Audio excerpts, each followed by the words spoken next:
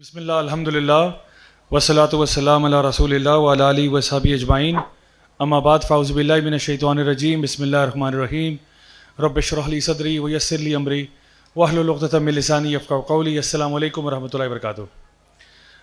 الحمدللہ جی آج ہم لوگ 29ویں پارے تک پہنچ چکے ہیں اور اس میں ابھی ہم نے نماز تراویح میں کچھ صورتیں جو سنی ہیں ان میں سے سورہ ملک بھی ہے, سورہ قلم بھی ہے اور سورہ حاقہ بھی ہے. سورہ ملک جو ہے اس میں جو ٹاپک ہے جو مضمون کور ہوا ہے وہ توحید کا ہے, اللہ تعالیٰ کی وحدانیت کا ہے. سورہ قلم جو ہے اس میں نبوت کا تذکرہ ہوا ہے اور سورہ حاقہ جو ہے اس میں ڈے آف ججمنٹ کا یا قیامت کے دن کا تذکرہ ہے. تو چونکہ ہم لوگ پچھلے کچھ سیشنز میں بہت سارے اس قسم کے ٹاپکس آلریڈی کور کر چکے ہیں تو آج ہم لوگ انشاءاللہ سورہ حاقہ جو ہے اس کی کچھ آیات کو دیکھیں گے تاکہ ہمارے سامنے وہ ایک منظر آ جائے کہ جو قیامت کے دن کا منظر ہے وہ اصل میں کیسا ہوگا. یہ سورہ جو ہے سورہ حاقہ, یہ this is one of my most favourite surahs in the Quran, کیونکہ جب بھی مجھے ایک ریالٹی چیک چاہیے ہوتا ہے نا تو میں یہ سورہ کو پڑھ لیتا ہوں اور اس پہ غور کر لیتا ہوں, کیونکہ یہ واقعی میں ایک ویک اپ کال ہے. اور اس کا نام ہی حاقہ جو ہے نا یہ حق سے نکلا ہے, یعنی یہ وہ چیز ہے جو آپ کو حق ثابت کر دیتی ہے, حق واضح کر دیتی ہے کہ یہ وہ چیز ہے جو آ کے رہے گی. تو آپ ذرا نا تھوڑا سا اپنے آپ کو ٹیوننگ اپنی صحیح کر لیں کہ آپ کس طرف جا رہے ہیں اور کس چیز کو اگنور کر رہے ہیں. آپ ایک بہت بڑی ریالٹی آپ پہ آنے والی ہے اور آپ ابھی تک جو ہے وہ اس میں غفلت کی حالت میں پھر رہے ہیں, یا آپ شاید اللہ تعالیٰ کے بتائے ہوئے مین مشن سے کہیں ڈسٹریکٹ تو نہیں ہو گئے. تو یہ سورہ جو ہے نا یہ آپ کو ایک بہت بڑی ویک اپ کال دیتی ہے کہ ابھی کچھ چیزیں ہونے والی ہیں, اس کے لیے اپنے آپ کو پہلے سے تیار کر لو. تو یہ بیسکلی جو ایمان بالآخرہ ہے اس کے اوپر فوکس کرتی ہے, اور یہ ایمان بالآخرہ جو ہے سب سے مؤثر چیز ہے کہ انسان کے ایکشنز کو بدلنے کے لیے.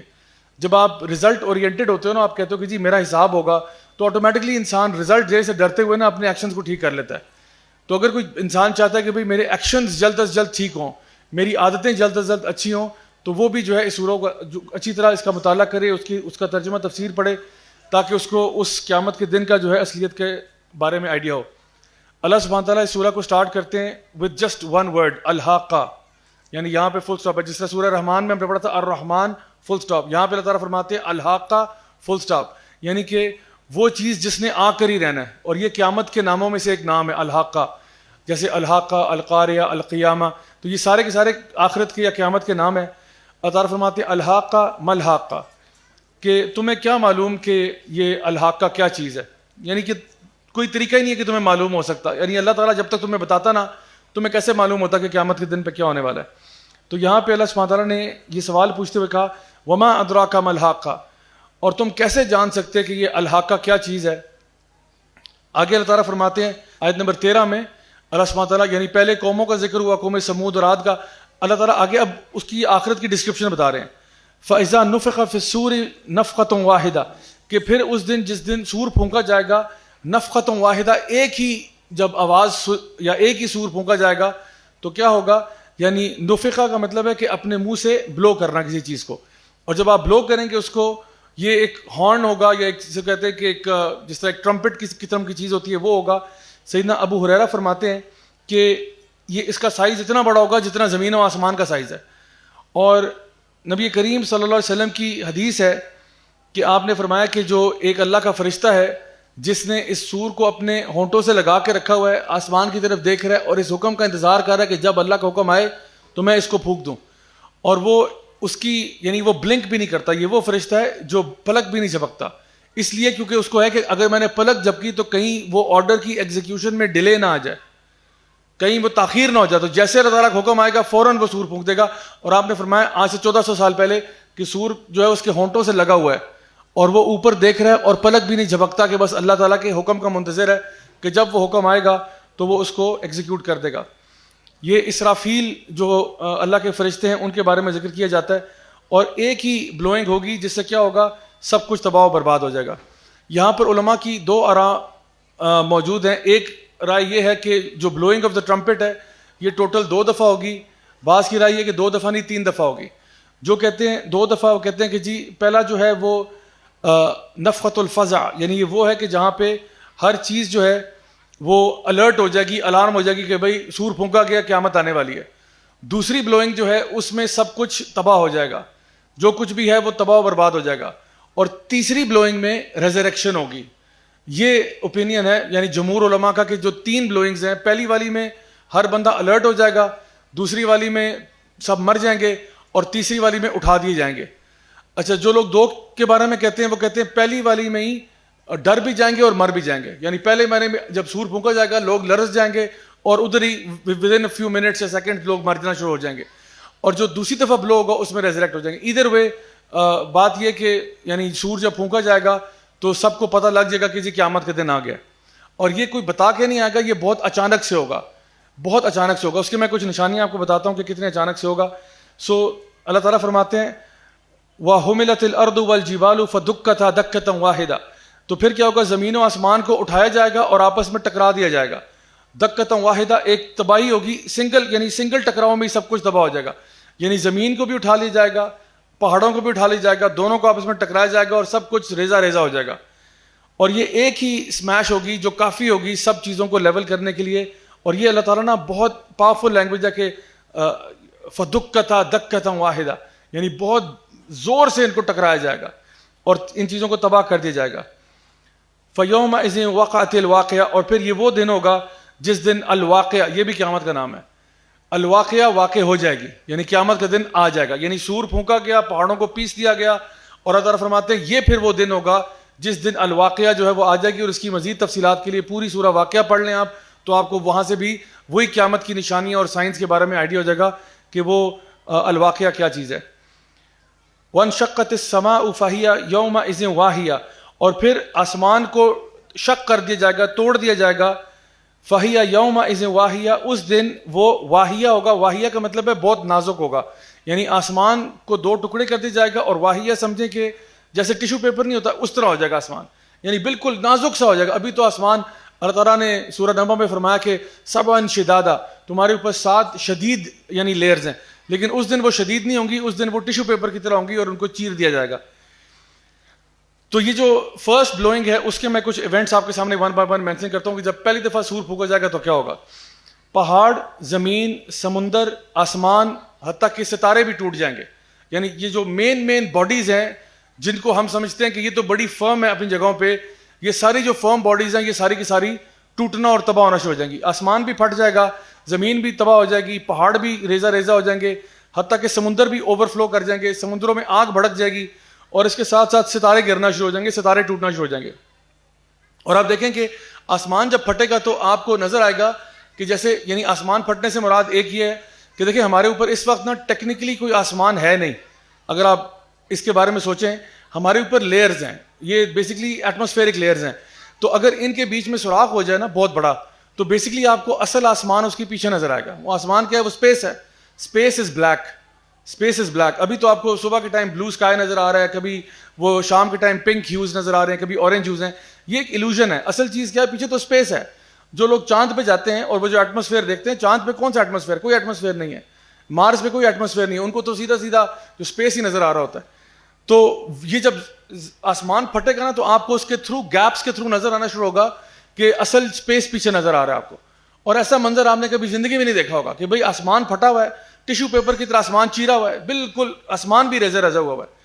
تو اس پورے حالات میں اللہ تعالیٰ فرماتے ہیں کہ جو ایک پریگننٹ عورت ہے وہ اپنی بچہ حمل یعنی ڈیلیوری کے بعد اس کی پرواہ نہیں کرے گی، اس کے بارے میں بے پرواہ ہو جائے گی. حالانکہ پریگننسی کے بعد ماں جو ہے وہ بچے کے ساتھ بہت زیادہ اٹیچڈ ہوتی ہے، لیکن اس دن کیا ہوگا کہ ایک ماں جو ہے وہ اپنے بچے کے بارے میں بالکل بھی کنسرن نہیں ہوگی. ایک چھوٹا بچہ جو ہے ٹینشن کی وجہ سے اس کے بال گرے ہو جائیں گے. یعنی ایک بچہ 5-6 سال کا، وہ اس واقعے کو دیکھتے ہوئے نا اس کے کھڑے کھڑے بال گرے ہو جائیں گے. یعنی آپ سوچیں کہ یہ کیسا واقعہ ہوگا کہ بچے کے بال گرے ہو رہے ہیں. اور پھر ایک شخص کے بارے میں آتا ہے حدیثوں میں کہ ایک بندہ اپنے اونٹ کو پانی پلا رہا ہوگا، ابھی وہ پانی اس کا سیٹ کر رہا ہوگا کہ قیامت آ جائے گی. ایک اور 2 شخص کے بارے میں آتا ہے، وہ آپس میں ڈیل کر رہے ہوں گے. ایک بندہ پیسے دے رہا ہے، ایک لے رہا ہے، اور وہ پیمنٹ ہو رہی ہے اور قیامت آ جاتی ہے. ایک اور بندے کے بارے میں آتا ہے کہ اس نے اپنی بکری کا یا گائے کا دودھ نکالا ہے، ٹیبل پہ رکھا ہے، ابھی کہتا ہے کہ میں ابھی اس کو پیتا ہوں آ کے، کہ کچھ اور کام کرنے کے لیے پینے کے لیے واپس آ، قیامت آ جاتی ہے. یعنی کہ قیامت بتا کے نہیں آئے گی. آج سے کچھ سال پہلے وہ 2020 کے بارے میں انہوں نے یا پتہ نہیں کون سا سال تھا، 2012 کے بارے میں رومر پھیلایا کہ جی قیامت 2012 میں آ رہی ہے. آج سے کئی سال پہلے کی بات ہے. تو سارے دنیا میں جو ہے نا وہ ماین کیلنڈر کو نکال لیا انہوں نے، ایزٹیک کیلنڈر، کہ جی 2012 میں قیامت آنے والی ہے. تو 2012 میں قیامت، یہ بات جان لیں بتا کے کسی کو بھی نہیں آئے گی, کہ لوگ پہلے سے اینٹیسپیٹ کر رہے تھے کہ جی قیامت آنے والی ہے تو سب ریڈی تھے, پریپیئرڈ تھے. It will come suddenly. یہ بات پتہ ہے جمعے کے دن آئے گی, اور جمعے کے دن ساری اللہ کی مخلوق جو ہے وہ اللہ سے پناہ مانگتی ہے کہ اللہ آج ہماری خیر کرنا, سوائے انسانوں اور جنوں کے جو کہ اپنے کاموں میں مصروف ہوتے ہیں. لیکن جمعے کے دن آئے گی اور بڑے اچانک سے آئے گی, پتہ نہیں چلے گا. کسی بندے نے اینٹیسپیٹ نہیں کیا ہوگا کہ آج قیامت کا دن ہے. تو یہ تو پہلی بلوئنگ کے وقت کا بتا رہا ہوں کہ جب پہلی دفعہ سور پھونکا جائے گا تو یہ معاملات چل رہے ہوں گے. اور اللہ سبحانہ تعالیٰ اس ٹائم پہ جب پہلی دفعہ سور پھونکا جائے گا تو جو ملک الموت ہے وہ اللہ تعالیٰ کے پاس تشریف لائے گا اور کہے گا کہ یا اللہ ہر چیز مر چکی ہے, سوائے کس کے؟ سوائے وہ فرشتے جنہوں نے اللہ تعالیٰ کے عرش کو تھاما ہوا ہے, اور جبریل امین اور میکائیل اور جو اینجل آف ڈیتھ خود ہے. اس کے علاوہ سارے مر گئے ہیں, یعنی کوئی بھی مخلوق زندہ نہیں ہے, انسانوں جنوں ملائکہ میں سب مر چکے ہیں. تو اللہ تعالیٰ حکم دے گا کہ اب تم لوگ بھی سارے مر جاؤ. تو اسرافیل بھی مر جائیں گے, جبریل بھی مر جائیں گے, میکائیل بھی مر جائیں گے, حتیٰ کہ جو عرش کو اٹھانے والے فرشتے ہیں وہ بھی مر جائیں گے. اور پھر صرف اللہ رب العزت رہ جائیں گے, صرف اللہ تعالیٰ رہ جائے گا. یعنی جو ہم کل من علیہا فان ویبقى وجہ ربک ذو الجلال والاکرام, ہر چیز نے فنا ہو جانا ہے. پھر اللہ اس ٹائم پہ پکارے گا, وہ کہاں کے سارے بادشاہ جو کہتے تھے ہمیں موت نہیں آئے گی, وہ کہاں کے سارے بادشاہ جو زمین میں دندناتے پھرتے تھے کہتے تھے ہم تو ہمیشہ رہیں گے, وہ کہاں کے سارے؟ اللہ تعالیٰ للکارے گا ان کو کہ کدھر کے سارے جو بڑے پھنے خاں بنتے تھے آج کدھر ہیں. اور پھر اللہ تعالیٰ دوبارہ سے پیدا کرے گا اس ہارن کو بھی, یعنی سور بھی تباہ کر دیا جائے گا, کچھ بھی نہیں بچے گا. سور دوبارہ سے اللہ تعالیٰ کریٹ کرے گا, اسرافیل کو دوبارہ سے کریٹ کرے گا, اور جیسے ہی اسرافیل فرشتے کریٹ ہوں گے وہ دوبارہ سے سور پھونکیں گے. اور اس دفعہ جب وہ پھونکیں گے تو پھر کیا ہوگا؟ یہ وہ سیکنڈ بلوئنگ ہے کہ جس کو آپ تھرڈ بلوئنگ کہہ لیں, جس میں ریزریکشن کا پروسیس سٹارٹ ہوگا. ریزریکشن کا پروسیس کیا ہے کہ اب لوگ جو ہیں وہ زمین سے نکلنا شروع کر رہے ہیں, جس طرح مرے تھے اب دوبارہ زندہ ہو رہے ہیں, اور ننگے ہوں گے, بیر فٹ ہوں گے, ننگے پاؤں ہوں گے, انسرکمسٹائز ہوں گے. اور سید عائشہ نے پوچھا کہ یا رسول اللہ اس دن جب سب لوگ یعنی برہنہ حالت میں ہوں گے تو لوگ ایک دوسرے کو دیکھیں گے نہیں؟ تو آپ نے فرمایا عائشہ اس دن کے معاملات جو ہے نا وہ بڑے سنگین ہوں گے, لوگوں کو ایک دوسرے کی فکر نہیں ہوگی. جب ماں کو اپنے بچے کی فکر نہیں ہے اور کسی کو کسی اور کی فکر نہیں ہے, سب کو اپنی نفسی والا عالم ہوگا, ہر بندہ اپنے لیے بہت پریشان ہوگا. اور میں نے یہ دیکھا جب میں انگلینڈ میں تھا, ایک دفعہ وہاں پہ ہمارا نا اکثر کبھی کبھار فائر الارم بج جاتا تھا, کبھی کبھار تو جینوئن کیس ہوتا تھا, کبھی کبھار کوئی جان بوجھ کے شرارت کرتا تھا, فائر الارم بجا دیتا تھا. اب پروٹوکول یہ تھا کہ جیسے ہی فائر الارم بجے گا آپ نے اپنے ڈوم سے باہر نکلنا ہے فوراً سے پہلے. تو ہوتا کیا تھا کہ جب فائر الارم بجتا تھا تو ہر بندہ ویسے سمجھتا یہ تھا کہ آگ لگ گئی ہے, کیونکہ اکثر اوقات کوئی نہ کوئی لوگ اگر ڈرنک حالت میں واپس آئے ہیں, کسی نے کوئی چیز پھونک دی, آگ لگا دی, تو وہ اکثر کیس جینوئن ہی ہوتا تھا. ریئرلی ہوتا تھا کہ کوئی فائر الارم کے ساتھ پرینک کرے گا. تو ہوتا ہی تھا سارے باہر نکلتے تھے. اچھا اب مجھے یاد ہے کہ جب بھی فائر الارم بجا نا تو لوگ اس طرح باہر نکلتے تھے جس طرح یعنی اپنے بارے میں کنسرن نہیں ہوتے تھے کہ میں نے کون سا پاجامہ پہنا ہوا ہے, یہ میرا دوپٹہ میچ کر رہا ہے نہیں کر رہا, میری قمیض ساتھ اس کے میچ کر رہی ہے نہیں, یہ تو ہائے اللہ کی یہ والے کپڑے ریپیٹ نہ ہو جائیں. تو پچھلی دفعہ جب فائر الارم بجا تھا تب یہی کپڑے پہن کے باہر نکلا تھا, لوگ کیا کہیں گے یار میں تو کپڑے ریپیٹ کر رہا ہوں. تو کسی کو یہ ٹینشن نہیں ہوتی, یا میرے جوتے میچ کر رہے ہیں میرے ہینڈ بیگ کے ساتھ اور میری سن گلاسز صحیح لگ رہی ہے, یعنی یہ کوئی ٹینشن نہیں ہوتی. ٹینشن ساری یہ ہوتی ہے آگ لگی ہوئی ہے بھائی باہر نکلو.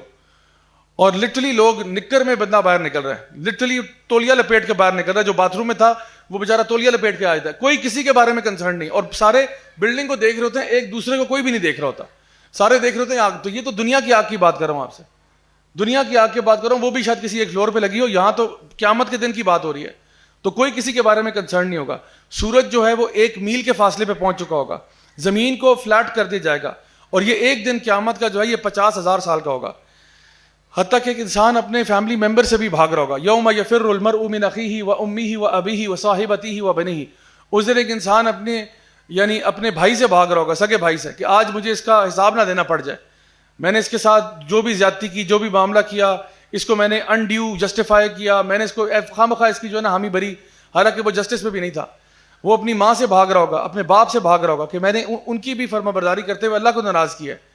اور اپنی بیوی سے بھاگ رہا ہے, اپنے بچوں سے بھاگ رہا ہے کہ جن کی تصویریں وہ اپنے جو ہے نا اس میں موبائل فون میں سیو کر کے رکھتا تھا اور اپنے جو ہے نا والٹ میں سیو کرتا تھا, وہ بھی آج ان سے بھاگ رہا ہے, کیونکہ اس کو پتا کہ میں نے شاید ان کو راضی کرنے میں اللہ کو ناراض کیا, یا پھر میں نے ان کا حق مارا ہوا ہے, تو آج میں ان کو فیس نہیں کرنا چاہتا. اس دن ہر بندہ ایک دوسرے سے فرار ہو رہا ہے, اور پھر لوگ اپنے ہی پسینے میں ڈوب رہے ہیں. یعنی وہ جو سورج اتنا قریب آ گیا, پسینے کا عالم یہ 50,000 سال کا دن ہے, لوگ اپنے پسینوں میں ڈوب رہے ہیں. اور پھر باری باری لوگ جو ہے وہ کبھی ایک نبی کے پاس جاتے ہیں, کبھی دوسرے کے پاس جاتے ہیں, کہ اے اللہ کے نبی ہمیں بچا لیں. ہر نبی یہ کہے گا کہ نفسی نفسی، آج تو مجھے اپنی فکر پڑی ہوئی ہے، آج میں تمہارا کچھ نہیں کر سکتا، آج مجھے اپنی فکر ہے. یعنی انبیاء اگر اپنے بارے میں فکر مند ہیں تو مجھے بتائیں میں اور آپ پھر کدھر ہیں؟ تو یہ 50,000 سال کا دن ہے. صرف جب نبی کریم صلی اللہ علیہ وسلم کے پاس جائیں گے تو نبی کریم صلی اللہ علیہ وسلم پھر ہمارے لیے دعا کریں گے. اور انہوں نے فرمایا تھا کہ میں نے ہر نبی کو اللہ نے ایک دعا دی ہے کہ جس کو وہ دنیا میں یا آخرت میں جو ہے نا مانگ سکتا ہے اور اللہ تعالیٰ وہ دعا لازمی قبول کرتا ہے. تو سارے انبیاء نے اپنی اپنی دعائیں استعمال کر لیں، میں نے استعمال نہیں کی. میں نے اپنی دعا قیامت کے دن کے لیے بچا کے رکھی ہوئی ہے کہ تم لوگوں کو بچانے کے لیے میں نے وہ دعا سنبھالی ہے. سبحان اللہ، یہ نبی کی محبت ہے ہمارے ساتھ. اور یہ ہر بندے کے لیے بلینکٹ نہیں ہے، یہ وہ لوگ ہیں جو یعنی ایٹ لیسٹ ڈیزرو کرتے ہوں گے. یہ نہیں کہ ایک بندہ جہنمی ہے اور نبی جو ہے صلی اللہ علیہ وسلم اس کے لیے دعا کر کے اس کو جہنم سے باہر نکال دیں. یہ وہ ہیں جو چلے تھوڑے سے خطا کار تھے، گناہ گار تھے، غلطیاں ہو گئیں تو اس کی تھوڑی بہت سفارش چل جائے گی، لیکن بالکل ہی بندہ کوئی جہنم کی آگ میں جا رہا ہے اس کو نکالنا ممکن نہیں ہے. تھوڑا بہت پلس مائنس تو ہو سکتا ہے اس میں، اور اللہ تعالیٰ کی بھی رضا اس میں شامل ہے کہ اللہ تعالیٰ راضی ہوگا، الاؤ کرے گا کہ آپ کس کی شفاعت کریں تو پھر شفاعت ہے. اللہ سبحانہ تعالیٰ آگے فرماتے ہیں وَالْمَلَكُ عَلَىٰ أَرْجَائِهَا، اور جو فرشتے ہیں وہ اس کے کناروں پر ہوں گے. وَيَحْمِلُ عَرْشَ رَبِّكَ فَوْقَهُمْ يَوْمَئِذٍ ثَمَانِيَةٌ، اور پھر وہ جو 8 فرشتے ہیں جو اللہ تعالیٰ کا عرش کو تھامے ہوئے وہ آپ کو نظر آئیں گے. یعنی جب آپ کے سامنے اللہ تعالیٰ وَجَاءَ رَبُّكَ وَالْمَلَكُ صَفًّا صَفًّا، اللہ تعالیٰ بھی آ جائے گا اور اللہ کے فرشتے بھی آ جائیں گے صف در صف. یہ سارے فرشتے بھی آگے جنہوں نے عرش کو تھاما ہے وہ بھی آگے جو 8 فرشتے ہیں. آگے فرمایا یومئذ تعرضون لا تخفى منکم خافیہ، تو اللہ تعالیٰ فرماتے ہیں کہ اس دن سامنے تمہارے آ جائے گا جو بھی خافیہ یعنی چھپی ہوئی چیز ہے وہ سامنے آ جائے گی اس دن. یعنی اس دن تمہارا حساب کتاب ہوگا، اس دن اکاؤنٹیبلٹی ہوگی، جتنی بھی سیکرٹ چیزیں ہیں اس دن ایکسپوز ہو جائیں گی. تو اللہ بھی آ جائے گا، اللہ کے فرشتے بھی آ گئے، جہنم بھی آ گئی. 70,000 جو ہے وہ فرشتے اس کو گھسیٹ کے لے کے آئیں گے اور جہنم بھی پاس آ جائے گی، اور جہنم کی آپ کو آواز آ رہی ہوگی اور جنت کی آپ کو خوشبو آ رہی ہوگی. یعنی کیا عجیب معاملہ ہوگا کہ جو ہے نا جنت بھی گھسیٹ کے آ گئی اور جہنم بھی آ گئی، اور ایک کے اندر سے آپ کو آوازیں آ رہی ہیں اس کے چنگھاڑنے کی، اس کے چیخنے کی، اور دوسری طرف جنت کی خوشبو آپ کو آ رہی ہے. دونوں چیزیں آپ کے لیے ویزیبل ہیں. اور پھر اللہ تعالیٰ باری باری ہر انسان کو اپنے پاس بلائے گا، نام لے لے کے فلاں ابن فلاں تم سامنے آؤ، فلاں ابن فلاں تم سامنے آؤ. سب کا کیس لڑے گا، ہر بندہ اپنی پیشی کرائے گا جا کے وہاں پہ. جیسے میں نے آپ کو لاسٹ ٹائم بتایا تھا کہ سورہ زمر میں نے کہا تھا کہ جب لوگ ہانکے جائیں گے جنت میں جہنم میں آگے پیچھے تو وہ گروپس میں جائیں گے، لیکن حساب اپنا اپنا ہی ہر بندے کا، ہر بندے کا حساب اپنا اپنا ہے. تو یہاں پہ اللہ رب العزت ان کا حساب کتاب شروع کرے گا. جو لوگ نیک اور صالحین ہیں ان کا فیصلہ سب سے پہلے ہوگا، اور ان کی انٹینشنز بھی چیک کی جائیں گی اور ان کا معاملہ سب سے پہلے، اور اس کے بعد جو ہے وہ آہستہ آہستہ باقیوں کا حساب کتاب ہوگا. آپ کے خلاف گواہ بھی پیش کی جائیں گے، یعنی پورا کورٹ لگے گا، پوری کچہری لگے گی آپ کے اوپر. آپ کے گواہ کون ہوں گے؟ سب سے پہلے وہ لوگ جو آپ کے ارد گرد ہیں. ابھی تو ہم مسجد میں آتے ہیں، ماشاءاللہ بڑا ماحول ہوتا ہے اور بڑے اچھے طریقے سے ملتے ہیں، لیکن آپ کے گھر والے گواہی دیں گے کہ بھئی یہ بندہ صحیح تھا یا نہیں تھا. آپ کے پیرنٹس گواہی دیں گے، آپ کے بہن بھائی گواہی دیں گے، آپ کے بچے گواہی دیں گے، آپ کی بیوی، آپ کا شوہر گواہی دے گا، آپ کی ساس، آپ کی نند، آپ کا یعنی بردر ان لا، سب گواہیاں دیں گے کہ بھئی یہ کیسا شخص تھا. تو وہ سارے لوگ جو آپ کے ساتھ، آپ کے کولیگز، آپ کے فرینڈز، وہ گواہیاں دیں گے کہ بھئی ہم نے کیسا پایا اس کو. ہر بندہ آپ کے بارے میں کچھ نہ کچھ کہہ رہا ہے. اس کے بعد زمین گواہی دے گی کہ بھئی یا اللہ اس نے یہاں گناہ کیا تھا، وہاں گناہ کیا تھا، ادھر گناہ کیا تھا، اور ہاں یہاں اچھا کام کیا، یہاں اس نے اچھا کام کیا. یعنی زمین گواہی دے رہی ہے کہ کہاں کہاں پہ اچھا کام ہوا ہے، کہاں کہاں پہ برا کام ہوا ہے. اس لیے ہمارے علماء بھی انکریج کرتے ہیں کہ آپ نا مساجد میں جب نماز پڑھتے ہیں تو جگہ بدل بدل کے نماز پڑھا کریں. کیوں؟ تاکہ ہر جگہ پہ جہاں پہ آپ نے سجدہ کیا ہوگا قیامت کے دن وہ جگہ گواہی دے گی کہ یا اللہ اس نے یہاں پہ بھی سجدہ کیا تھا، یہاں پہ بھی سجدہ کیا تھا، یہاں پہ بھی کیا تھا. تو میں کوشش کرتا ہوں تحد استطاعت کے اسلام آباد میں نا مسجد ہاپنگ کرتا رہوں، کبھی ایک مسجد، کبھی دوسری مسجد، کبھی موڈ ہو تو کبھی ایک ٹرائی کر لی دوسری. اسے ایک تو ورائٹی بھی آتی رہتی ہے، دوسرا یہ کہ میں چاہتا ہوں قیامت کے دن یہ جو ہے نا مساجد بھی گواہی دیں. جیسے اللہ معاف کرے جے ڈیز میں وہ بار ہاپنگ کیا کرتے تھے، بار ہاپنگ اور کلب ہاپنگ، ایک کلب میں گئے دوسرے میں گئے. اب ہم مسجد ہاپنگ کرتے ہیں، ایک مسجد میں جاتے ہیں پھر دوسری میں جاتے ہیں. تو الحمدللہ اللہ تعالیٰ ہمارے لیے ان کو بھی گواہ بنائے گا قیامت والے دن. اسی طرح سے جو فرشتے ہیں، جو کرامن کاتبین ہیں، جو آپ کے اعمال لکھ رہے ہیں، یہ بھی گواہی دیں گے کہ یا اللہ یہ تو ہمارے سامنے ہوا ہے، ہم نے تو نوٹ کیا ہوا سارا کچھ. اس کے علاوہ نبی کریم صلی اللہ علیہ وسلم آپ پر گواہی دیں گے. اس کے بعد آپ کا نامہ اعمال آپ کے اوپر گواہی دے گا. اس کے علاوہ آپ کی باڈی، آپ کی اسکن آپ کے فیور میں یا آپ کے اگینسٹ گواہی دے گی، حتیٰ کہ آپ کے سارے باڈی پارٹس گواہی دے رہے ہیں. اور پھر اللہ رب العزت خود گواہی دے گا، جو ہمیشہ آپ کو دیکھ رہا تھا، السمیع تھا، البصیر تھا. تو یہ سارے گواہوں کی موجودگی میں آپ کا کیس جو ہے وہ پیش کیا جا رہا ہے. اور یاد رکھیں حدیث میں آتا ہے جو شخص بھی جس کا بھی حساب شروع ہو گیا نا ڈیٹیل میں وہ گیا. یعنی اللہ تعالیٰ کے ساتھ ڈیبیٹ میں آپ جیت نہیں سکتے. If you even attempt to debate with Allah سبحانہ تعالیٰ, no for sure you will lose, کیونکہ جو ایویڈنس آپ کے خلاف پائل اپ ہو چکا ہے نا, there is no way you are getting out of it. تو اللہ تعالیٰ جو ہے وہ وہاں پہ سارے وٹنسز ہوں گے. اللہ تعالیٰ آگے فرماتے ہیں فَأَمَّا مَنْ أُوتِيَ كِتَابَهُ بِيَمِينِهِ, پھر اس دن جس کو اس کے دائیں ہاتھ میں نامہ اعمال پکڑایا جائے گا, فَيَقُولُ هَاؤُمُ اقْرَءُوا كِتَابِيَهْ, تو وہ بول اٹھے گا کہ میری کتاب پڑھو, دیکھو میں کامیاب ہو گیا. یعنی وہ لوگوں سے کہہ رہا ہے کہ دیکھو میری کتاب پڑھو, میری کتاب پڑھو, جس کو اس کے دائیں ہاتھ میں کتاب ملے گی. اللہ تعالیٰ ہم سب کو انہی میں سے شامل کرے جن کو دائیں ہاتھ میں کتاب ملے گی. تو یہ کیا کہہ رہا ہے کہ جیسی اس کو کتاب ملتی ہے اس کو پتہ یہ کامیاب ہو گیا. اب اس نے خود کتاب نہیں پڑھی لیکن یہ دوسروں سے کہہ رہا ہے کتاب پڑھو اور دیکھو میں پاس ہو گیا. یعنی یہ اتنا ایکسائٹڈ ہے. تو my dear brothers and sisters, یاد رکھیے گا کہ آپ لوگ خود اپنی کتاب کے مصنف ہیں. آپ لوگ خود اپنی اس کتاب کے مصنف ہیں. تو بس اس کا اہتمام کریں کہ یہ کتاب قیامت کے دن کوئی پڑھنے والی کتاب ہو. اور کوئی کتاب آپ لکھیں یا نہ لکھیں, ایک کتاب تو آپ لکھ رہے ہیں اور وہ اپنے اعمال سے لکھ رہے ہیں آپ. اور قیامت کے دن آپ کو وہ کتاب پریزنٹ کر دی جائے گی کہ یہ اس کتاب کے تو آپ ہی آتھر ہیں. اب دیکھیں یہ کتاب پڑھنے والی ہے یا نہیں ہے. اور سوچیں کہ ایک بندہ جس کو کتاب اس کے دائیں ہاتھ میں ملی ہے نا, تو وہ کتنا ریلیکس ہو جائے گا. یعنی اس کے اندر ایک سکینت طاری ہو جائے گی, سکون آ جائے گا کہ الحمدللہ میں پاس ہو گیا, پوری زندگی کا امتحان میں پاس ہو گیا. امیجن کریں دنیا کا کوئی بھی ایگزام ہم پاس کرتے ہیں تو کتنی خوشی ہوتی ہے. یہ دنیا کا ایگزام نہیں, یہ آخرت کا ایگزام ہے. آپ نے پوری لائف کا جو ٹیسٹ تھا نا وہ پاس کر دیا, آپ کلیئر ہو گئے. اب کوئی غم نہیں ہے, کوئی ٹینشن نہیں ہے. دنیا میں جتنا بھی کوئی زبردست امتحان آپ نے کر لیا ہو, تھوڑا ٹھہر جائیں, ابھی دوسرا امتحان بھی آ رہا ہے. آپ نے لیٹ سپوز کلاس 8 کے پیپر دیے, آپ بڑے خوش ہو گئے, ماشاءاللہ اگلی کلاس میں آ گئے, کوئی بات نہیں, ابھی 9th کے بھی ایگزام ہونے ہیں. پھر وہاں سے فارغ ہو گئے 10th کے ہوں گے, پھر آپ فرسٹ ایئر کے دیں گے, پھر سیکنڈ ایئر کے دیں گے, پھر یونیورسٹی کے دیں گے, ہر سال ایگزام دیں گے. پھر جب انٹری ٹیسٹ دیں گے, کہیں پہ ایڈمیشن چاہیے ہوگا وہاں پھر انٹری ٹیسٹ دیں گے جا کے. تو ایگزام تو چلتے رہیں گے آپ کے.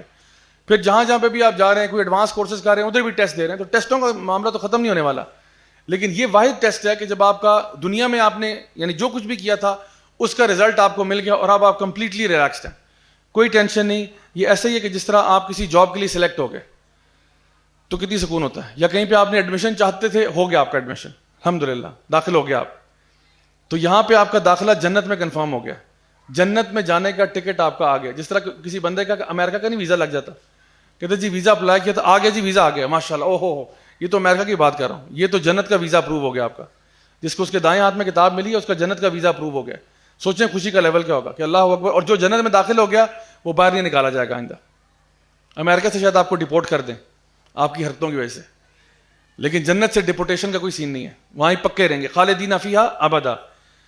تو جس طرح آپ کسی کو کہتے ہو نا کہ میں پاس ہو گیا, میں کامیاب ہو گیا, تو پہلا سوال ہمارے کو ورکرز اور کالیگ کی طرف سے یہ ہوتا ہے کیسے ہو گئے. تو اسی لیے وہ بندہ نا پاس ہوتے ہی کہہ رہا ہے ہاں مقرأ کتابیہ, میری کتاب تو پڑھو, ایسے پاس ہوا ہوں میں, پڑھو دیکھو اس میں کیسے پاس ہوا, میں نے کون کون سے اعمال کیے تھے جس کی وجہ سے میں پاس ہو گیا. تو تم جاننا چاہتے ہو میں جنتی کیسے ہوا, ایسے ہوا.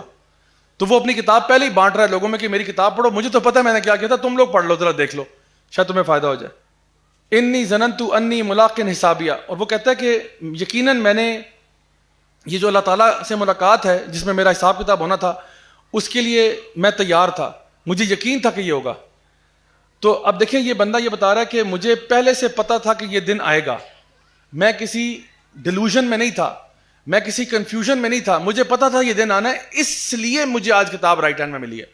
یعنی مجھے پہلے سے پتا تھا یہ دن آنا ہے تو میں نے اس کو پریمپٹ کر لیا, میں نے پریمپٹیولی اچھے کام شروع کر دیے. تو مجھے پتا تھا کہ میں نے ایک دن پیش ہونا ہے اور میں نے اپنی حرکتوں کو ٹھیک کیا, تو آج دیکھو میں یہاں پہنچ گیا ہوں.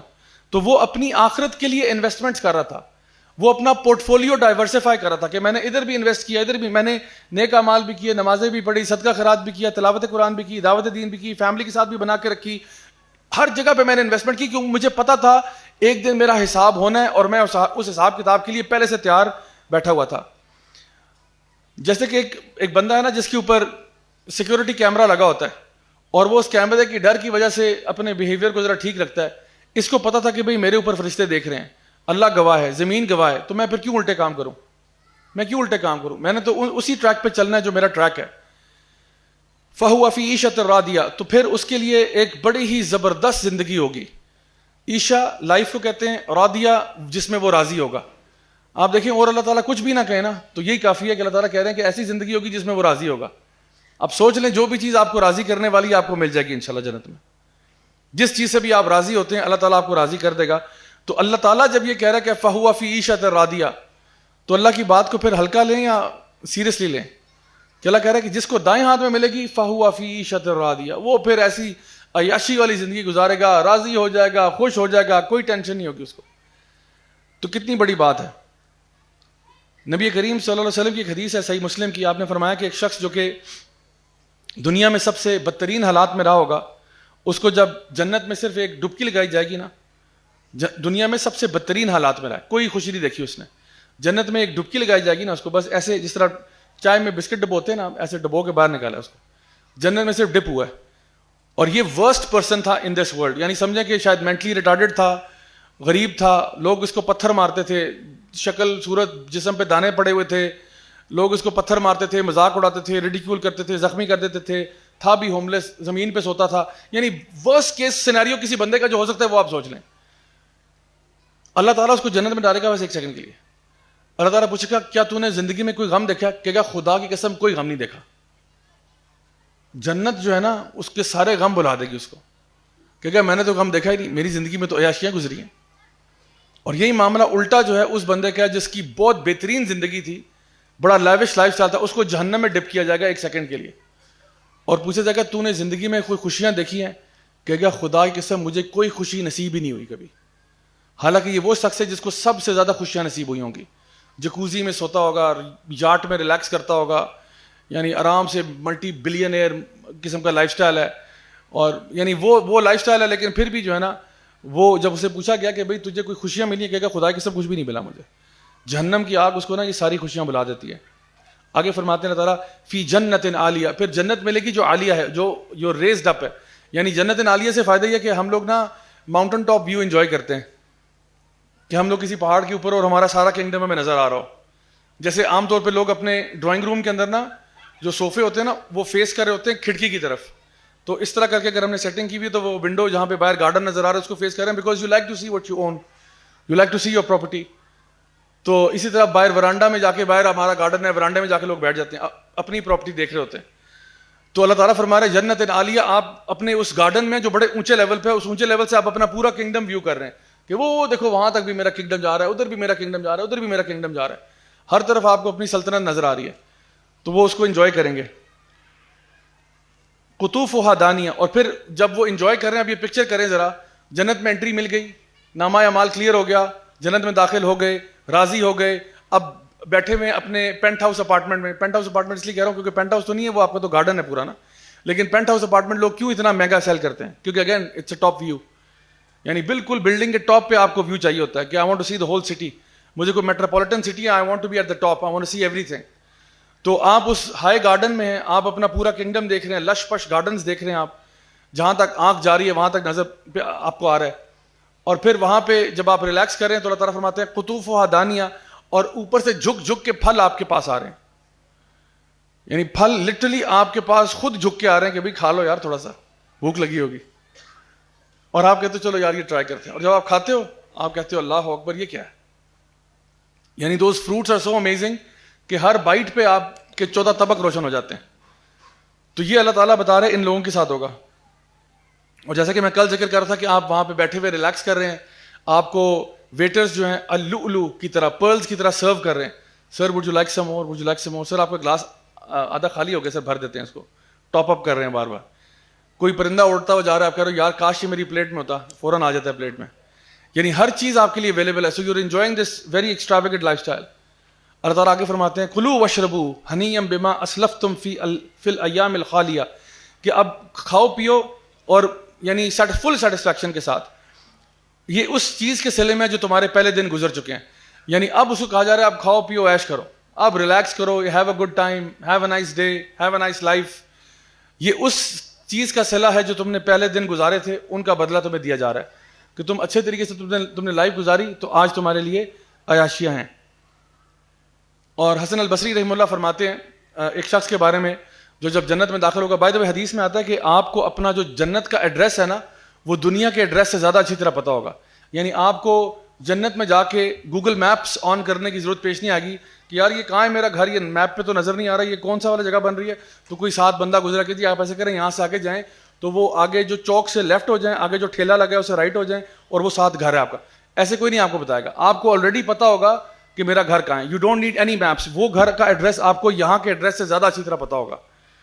اور جب آپ وہاں جائیں گے تو آپ اپنی جب بیگم کو دیکھیں گے تو بعض روایات میں آتا ہے کہ 50 سال اور بعد میں 100 سال آپ اس کو دیکھتے رہیں گے. ٹائم کا تو ٹینشن نہیں نا, ٹائم کی کوئی ٹینشن نہیں. 50 سال ہو گئے, 100 سال آپ دیکھ ہی رہے ہیں اس کو, دیکھ رہے ہیں, وقت گزر رہا ہے. ٹائم مسئلہ نہیں ہے ٹائم کا, because this is for ever. تو ابھی تو یہ صرف بیگم کو آپ نے دیکھا ہے, ابھی آپ جب گھر میں داخل ہوں گے تو پھر دیکھیے گا, کیونکہ یہاں پہ بھی ہم لوگ نا کسی نیٹ پہ جائیں اور ہم دیکھتے ہیں کوئی بڑے خوبصورت اپارٹمنٹس اور گھر اور بڑے زبردست آرکیٹیکٹس نے جو ہے نا ڈیزائن کیے ہوتے ہیں. واقعی میں آپ کہتے ہو یار this is very impressive. But imagine یہ تو دنیا کے آرکیٹیکٹس ہیں نا, جو جس بلڈنگ کا آرکیٹیکٹ اللہ ہو وہ بلڈنگ کیسی ہوگی, کین یو امیجن. اور اللہ تعالیٰ کو پتہ ہے what you like and what you don't like. So جو اللہ تعالیٰ نے آپ کا محل ڈیزائن کیا وہ اللہ کو پتہ ہے کس طرح ڈیزائن کرنا ہے اس کو. اللہ المصور ہے. سو امیجن وہ کیسا ہوگا. سو یہ تو ابھی میں آپ کو صرف تھوڑا سا ٹریلر ہی دکھا رہا ہوں, باقی فلم تو ادھر چلے گی جا کے. تو یہ ساری چیزیں جو ہے نا اللہ تعالیٰ ذکر کرتا ہے. یہ سمجھیں کہ یہ جو جتنی بھی نشانیاں بتائی جا رہی جنت کی, یہ سمجھیں کہ جس طرح کتاب ہوتی ہے نا اس کا بیک کور آپ پڑھتے ہو, تو کتاب کا جو بیک کور ہوتا ہے اس پہ لکھا ہوتا ہے جی اس کتاب میں کیا ہے. تو بیک کور پڑھنے میں اور کتاب پڑھنے میں زمین آسمان کا فرق ہے. Just because you read the back page doesn't mean کہ آپ کو کتاب پڑھ لی آپ نے. تو اللہ تعالیٰ نے صرف آپ کو کچھ سمبلز دے رہے ہیں, کچھ نشانیاں بتا رہے ہیں, ورنہ no person has ever imagined paradise, no person has ever seen it, no person has ever heard it. تو جنت تو کسی کو نہیں پتا, لیکن اللہ تعالیٰ صرف آپ کو تھوڑا سا ٹریلر دکھا رہے ہیں کہ یہ تو ہوگا, باقی آگے جو کچھ ہوگا وہ یو کی ناٹ ایون امیجن, آپ اس کو کمپریہینڈ بھی نہیں کر سکتے اسٹیج پہ. بٹ یہ یاد رکھو کہ اللہ تعالیٰ تمہیں خوش کر دے گا because of what you use to do, because جو تم کام کرتے تھے اس کے بدلے میں. آگے فرمایا وَأَمَّا مَنْ أُوتِيَ كِتَابَهُ بِالشِّمَالِ, اور پھر وہ جس کو اس کے لیفٹ ہینڈ میں کتاب دی جائے گی, فَيَقُولُ يَا لَيْتَنِي لَمْ أُوتَ كِتَابِيَهْ, وہ کہے گا ہائے میں مر گیا, مجھے یہ کتاب کیوں مل گئی. یعنی جس کو اس کے بائیں ہاتھ میں کتاب مل رہی ہے وہ کہے گا میں مر جاؤں, یا لیتنی میں برباد ہو جاؤں, یہ مجھے کتاب آج کیوں مل گئی. اور وہ یعنی ایک اور جگہ پہ اللہ تعالیٰ فرماتے ہیں کہ وہ یہ کہے گا کہ یا لیتنی کنت ترابا, سورہ نبا میں نا اللہ تعالیٰ فرماتے ہیں وہ کہے گا کہ کاش میں مٹی ہوتا, کاش میں مٹی ہوتا, کاش میں پیدا ہی نہ ہوتا کہ آج مجھے کتاب جو ہے میرے بائیں ہاتھ میں دی جا رہی ہے.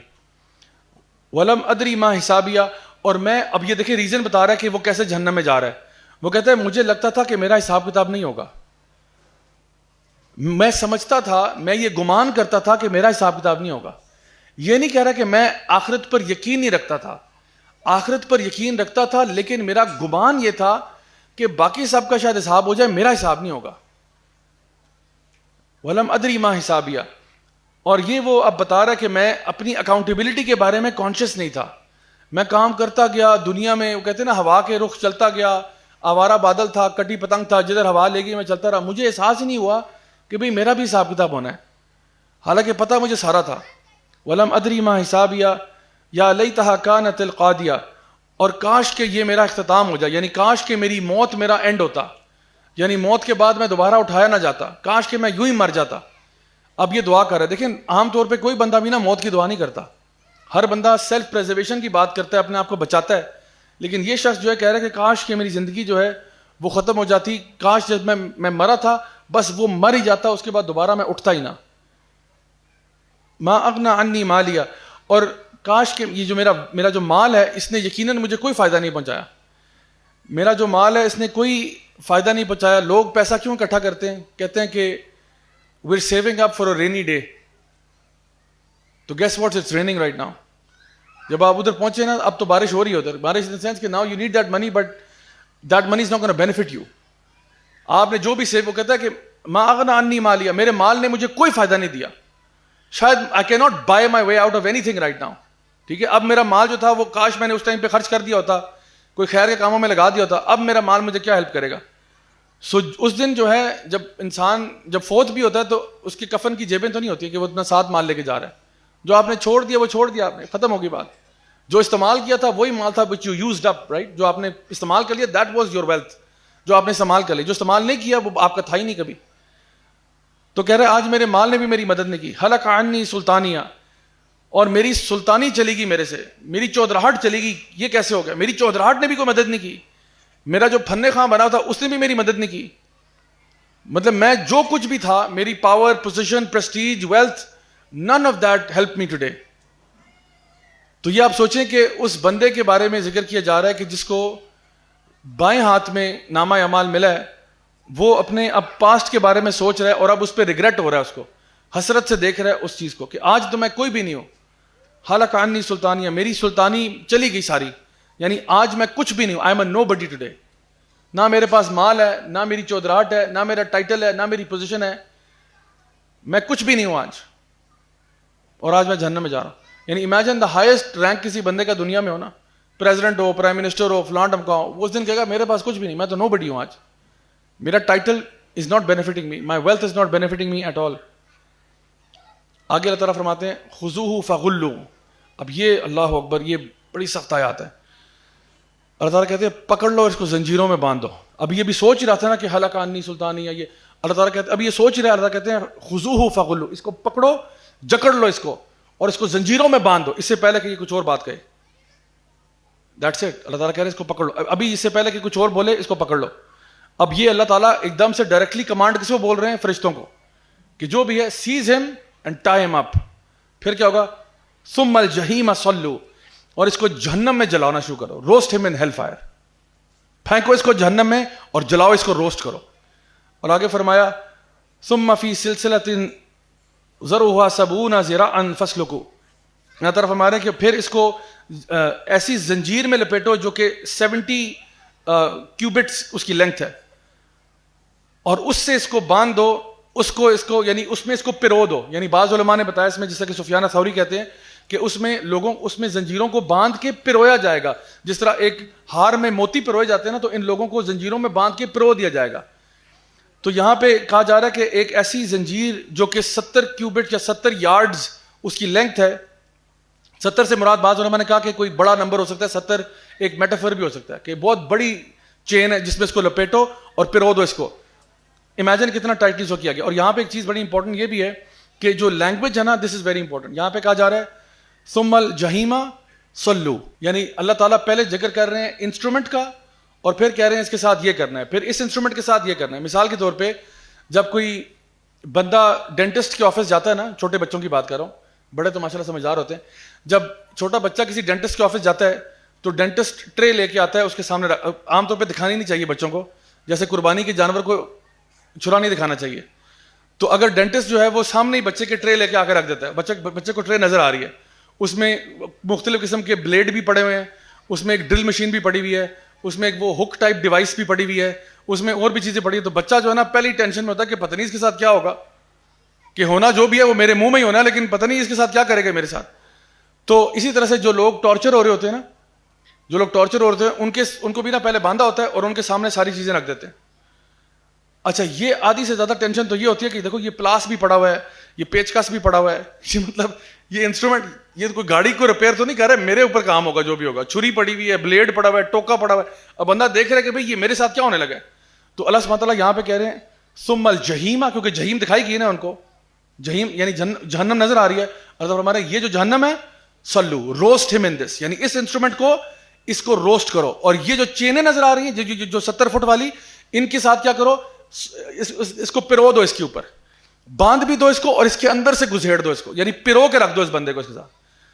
تو یہ اٹ سیلف ایک پنشمنٹ ہے کہ آپ کو انسٹرومنٹ دکھا دکھا کے پنش کیا جا رہا ہے. کن لوگوں کو؟ یہ جو سرکش لوگ تھے, جو سرکش ریبیلیس لوگ تھے نا, جو دنیا میں باز نہیں آ رہے تھے, ان کے ساتھ اللہ تعالیٰ یہ معاملہ کر رہا ہے. ان کی وجہ کیا تھی کہ یہ یقیناً وہ لوگ تھے جو اللہ تعالیٰ پر ایمان نہیں لائے تھے, جو العظیم تھا, جس نے اپنی نشانیاں بھی چھوڑ دی ہوتی, ہر چیز واضح بھی بیان کر دی تھی, پھر بھی ایمان نہیں لائے. تو یہ ان کا سب سے بڑا کرائم تھا. اور یہ ایسی بات ہے کہ اللہ تعالیٰ نے نا ہر بندے کے اندر فطرتاً یہ بات ڈالی ہوئی ہے کہ وہ اللہ کو مانتا ہوتا ہے. یعنی اللہ تعالیٰ نے ہمارے اندر فطرتاً ہر بچے کو نا اس چیز کے اوپر پیدا کیا ہوتا ہے کہ وہ اللہ تعالیٰ کے وجود کو مانتا ہوتا ہے.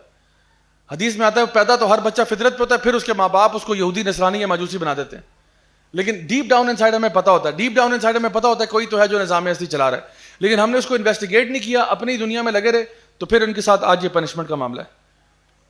ولا یحد ولا طعام المسکین, تو پہلی وجہ کیا تھی؟ یہ اللہ پر ایمان نہیں لایا, حالانکہ اللہ العظیم تھا. دوسرا یہ مسکینوں کو کھانا کھلانے کی ترغیب بھی نہیں دیتا تھا. ولا یعد ولا طعام المسکین, یعنی کیوں تلقین نہیں کرتا تھا؟ کیونکہ دیکھیں کسی کو تلقین کرنے میں کون سا ٹیکس لگتا ہے آپ کا؟ آپ کسی کو بولتے ہو بھائی چلو ٹھیک ہے میں تو نہیں کھلاتا کھانا, میں کہتا ہوں یار چلو آپ کھلا دیا کرو, تو اس میں کون سے میرے پیسے جا رہے ہیں؟ اللہ تعالیٰ فرماتے ہیں یہ تو یہ بھی نہیں کرتا تھا. کیوں؟ کیونکہ پتہ ہے اس کا پرابلم کیا ہے؟ پرابلم یہ کہ جب آپ لوگوں کو انکریج کرو گے نا تو لوگ غریبوں کو کھانا کھلائیں گے. تو برا کون لگ رہا ہے؟ جو کھانا نہیں, جو ہے نا کھانا نہیں کھلا رہا. یعنی کہ میں لوگوں کو تلقین کر رہا ہوں, لوگ کھانا کھلا رہے ہیں مسکینوں کو, تو کون نہیں کھلا رہا کھانا؟ میں. اب سارے لوگ اچھے لگ رہے ہیں, میں برا لگ رہا ہوں. تو میں ایڈوائز بھی نہیں کرتا دوسروں کو. ہم تو ڈوبے ہیں صنم, تم کو بھی لے ڈوبیں گے. میں کسی کو ایڈوائز بھی نہیں کرتا کہ یار یتیموں کو کھانا کھلا دے کرو, مسکین کا خیال کرو. میں ایڈوائز بھی نہیں کرتا کیونکہ مجھے پتا ہے کہ میرے کہنے سے وہ لوگ شروع ہو جائیں گے میں نے تو کرنا کوئی نہیں ہے, میں تو ڈھیٹ ہوں, تو میں ایکسپوز ہو جاؤں گا. I don't want to expose myself. تو اللہ تعالیٰ فرماتے ہیں ایک تو یہ اللہ پر ایمان نہیں لایا تھا واضح پروفس کے باوجود. دوسرا یہ تو اتنا کوئی خبیث تھا, یہ تو کسی مسکین کو کھانا کھلانے کی بھی تلقین نہیں کرتا تھا. کھانا کھلانا خود تو دور کی بات, تلقین بھی نہیں کرتا تھا. This is how bad he was. So imagine کریں کہ یہ اس بندے کا حال ہے. فلیس لہ الیوم ہاہنا حمیم, اور اس نے آج اس کا کوئی دوست نہیں ہوگا, آج اس کی کوئی بچانے والا نہیں ہوگا, آج اس کے پاس کوئی بیک اپ پلان نہیں ہے, کوئی اس کو بیل آؤٹ کرنے والا نہیں ہوگا. زمین میں شاید اس کے پاس بڑا اس کے پروٹوکول تھا, بڑے لوگ اس کے آگے پیچھے تھے, آج اس کے پاس کوئی بھی نہیں ہے, کوئی اس کا دوست نہیں ہے. ولا طعام الا من غسلین, اور اس کے لیے جو کھانا ہوگا, کھانا اس کو دیں گے. کیا دیں گے؟ غسلین, وہ جو پس اور بلڈ ہے نا جو جہنمیوں کا, وہ اس کو پلایا کھلایا جائے گا. خوراک اس کی یہ ہے. تو اللہ تعالیٰ بتا رہے ہیں یہ جو غسلین کے بارے میں آتا ہے, یہ جو اگر کسی یعنی وونڈ کو, عربوں کے ہاں جب ایک زخم کو واش کرتے تھے نا جس پہ پس پڑی ہوئی ہے, تو واش کر کے وہ جو پانی اکٹھا ہوتا تھا اس کو غسلین کہتے تھے. تو اللہ تعالیٰ فرما رہے ہیں جہنم کے لوگوں کا یہ غسلین پلایا جائے گا اس کو, اس کے علاوہ کچھ نہیں ہوگا اس کے پاس. آج شاید اس کے پاس کھانے پینے کے لیے بہت کچھ ہو, آج تو یہ پیسے ہورڈ کر رہا ہے, لوگوں کے پیسے کھا رہا ہے, لوگوں کا مال ہڑپ کر رہا ہے. اس دن اس کو جو کھلایا جائے گا وہ یہ ہوگا, جن لوگوں کے ساتھ اس نے کیا تھا نا ان کا اس کو غسلین کھلایا جائے گا. لا یاکلہ الا الخاطئون, اور یہ کسی کو نہیں کھلایا جائے گا سوائے ان کے جو خطا کار لوگ ہیں, سوائے ان کے جو گناہ گار ہیں, اور غسلین کسی کو نہیں دیا جائے گا. یعنی وہ لوگ جو کہ یعنی گناہوں میں ملوث تھے, توبہ نہیں کرتے تھے, استغفار نہیں کرتے تھے, یہ ان لوگوں کا معاملہ ہے.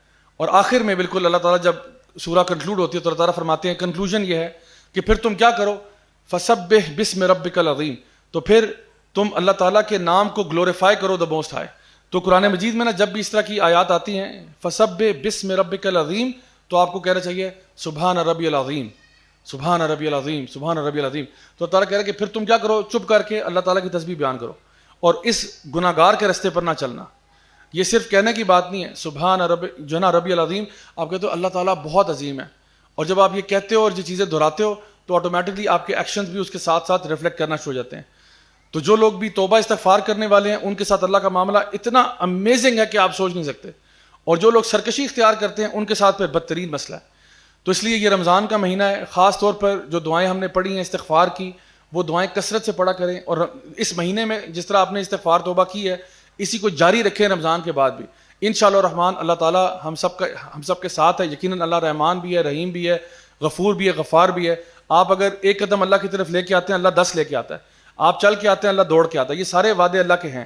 اللہ تعالیٰ آپ کے گناہوں کو نیکیوں میں بدل دیتا ہے. اللہ تعالیٰ محبت کرتا ہے, ان اللہ یحب التوابین و یحب المتطہرین. اللہ محبت کرتا ہے گناہ گاروں سے جو توبہ کر لیتے ہیں. تو just we have to turn back to Allah سبحانہ تعالیٰ. اللہ تعالیٰ ہمیں سیدھے راستے پر چلنے کی توفیق عطا فرمائے. بارک اللہ فیکم, والسلام علیکم ورحمۃ اللہ وبرکاتہ.